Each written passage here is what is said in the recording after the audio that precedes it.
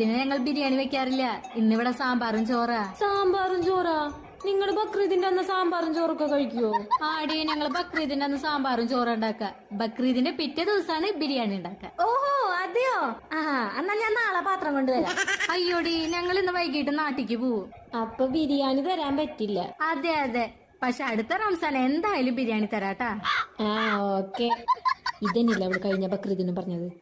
അവനെ വിളിച്ചോക്കാം. ഹലോ, അസ്സലാമലൈക്കും വറഹ്മത്തുള്ളാഹി വബറകാത്തു.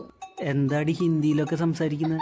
ഹിന്ദി അല്ല, അറബിയാ. ഞാൻ വിഷ് ചെയ്തതാ. അതൊക്കെ എന്തിനാടി എന്നോട് പറയുന്നത്? ബക്രീദ് അല്ലേ, ബിരിയാണി താ. അതൊക്കെ വല്ല മുസ്ലിം ഫ്രണ്ട്സിനോട് ചോദിക്കടി, എന്നോട് എന്തിനാ ചോദിക്കുന്നത്? ഞാൻ ഹിന്ദു അല്ലേ? അപ്പൊ നീ മുസ്ലിം അല്ലേ? നീ താടിയൊക്കെ വെച്ചിട്ടുണ്ടല്ലോ. ഇതൊക്കെ നിനക്ക് താടിയായി തോന്നിയാ? എടി, ഇതൊരു തോർത്തെടുത്ത് തുടച്ചാ പോവാന്നുള്ളൂ. അല്ല, താടി വെച്ച മുസ്ലിം ആവോ? അപ്പൊ ഇക്കൊല്ലവും ബിരിയാണി ഇല്ല. എന്തായാലും പാത്രം എടുത്താലോ, ഒന്ന് കറങ്ങി വെച്ചും വരാം. എങ്ങാനും ബിരിയാണി കിട്ടിയാലോ.